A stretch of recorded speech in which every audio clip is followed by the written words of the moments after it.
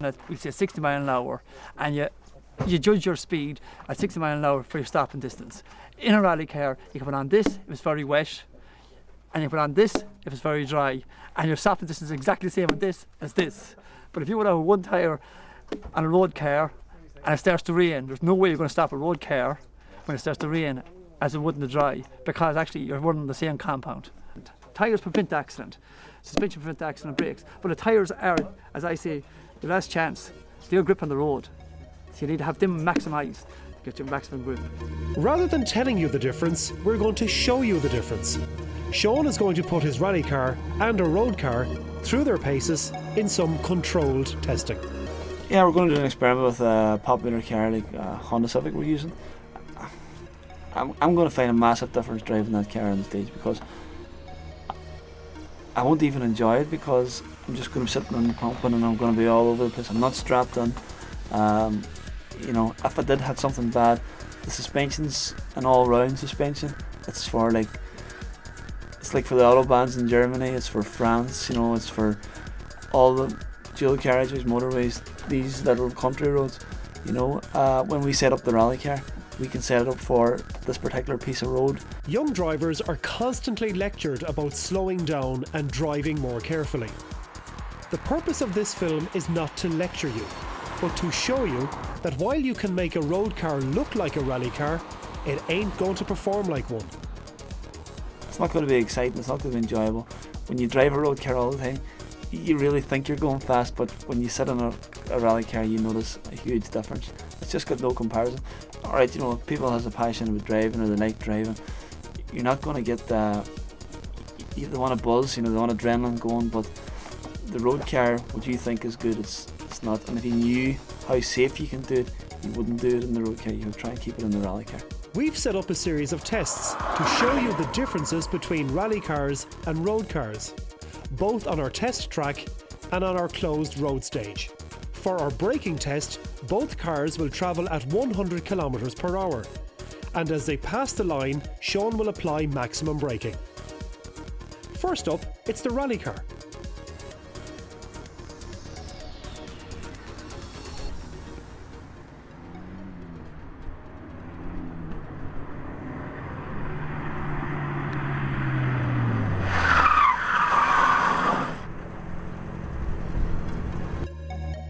Now, let's see what the road car can do.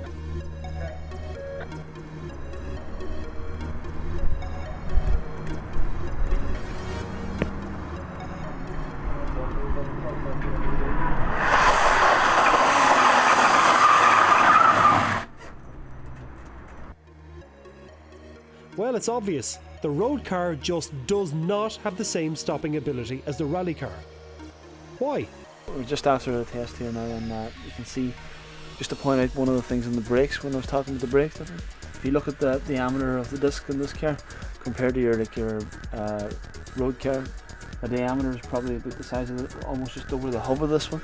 So you can imagine, like, and the more diameter you have in these brakes, the more stopping power.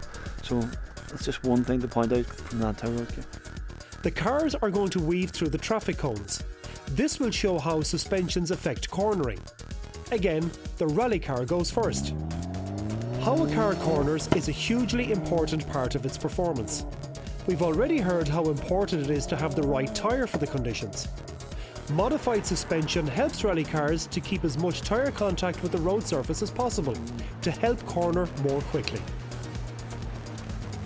Now, the road car.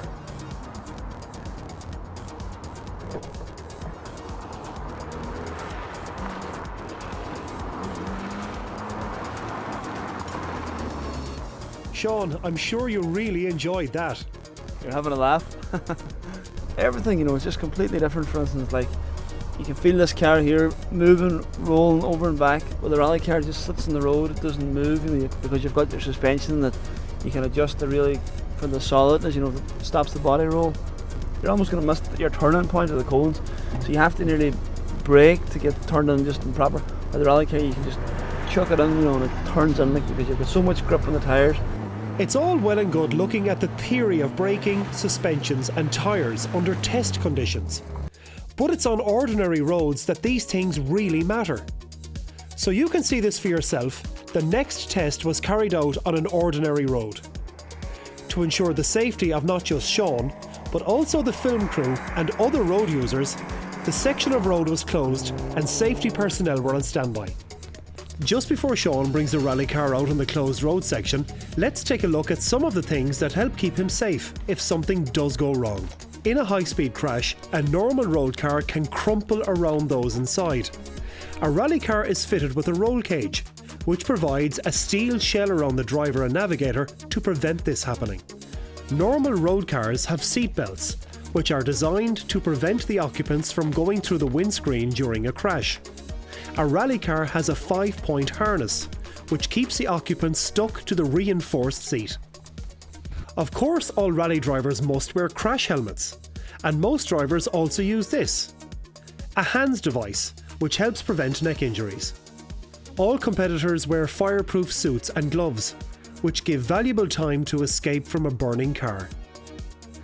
All of these things are designed to minimise the risk of injury to competitors in the event of an accident. Because of the controlled environment in which rallies take place, even if medical help is required, it is immediately available.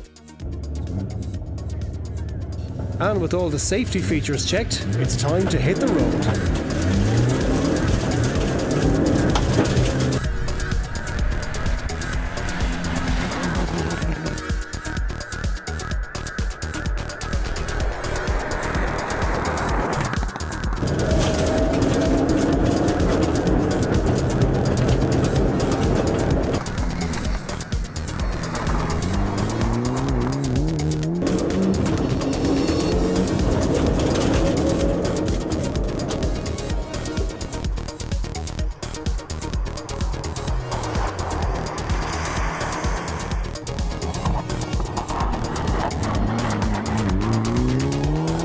Having completed the run in the rally car, Sean has some concerns. There's one particularly bad section in there with bumps, and I think we'll just slow right off, because if I did even try it, I think the car would just bounce off the road and I'd probably end up rolling. Mindful of the potential dangers, Sean sets out in the road car.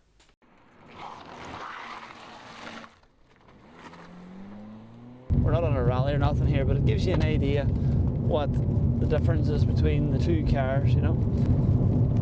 You know, if you go much faster here, you're gonna bounce off the road, alright? If we were this in the rally car 45, it would feel like we're stopped.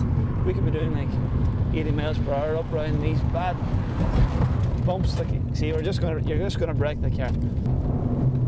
You see, like on these bumpy roads, it's really hard to.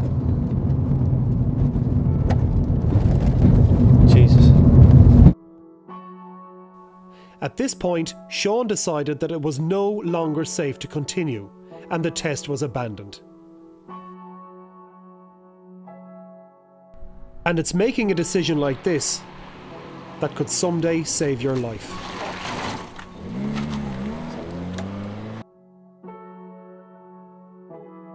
In Ireland, the Road Safety Authority has conducted intensive research which highlights the following facts. Car crashes are the #1 killers of young men in Ireland. 1 in every 5 people killed on Irish roads is a male aged between 17 to 24 years. Yet this age group represents just 6% of the population. On Irish roads, a 17-year-old male is 8 times more likely to be involved in a crash than a middle-aged man. Speed is the single biggest factor contributing to road deaths in Ireland. Excessive speed is a contributory factor in 1 in 3 fatal collisions. These statistics aren't just numbers. They represent people. Young people who never thought it would happen to them. The next time you sit behind the wheel, remember that you're not only responsible for your own life, but for the lives of everyone else you share the road with. It's not just you, it's the other person. You know, you might be a good driver, but you meet someone that's coming along the road not thinking of you coming at big speed, and that's always where we get the problem. Death on the road is a problem that we must all tackle together. The next time you go on the road, there is no need to speed.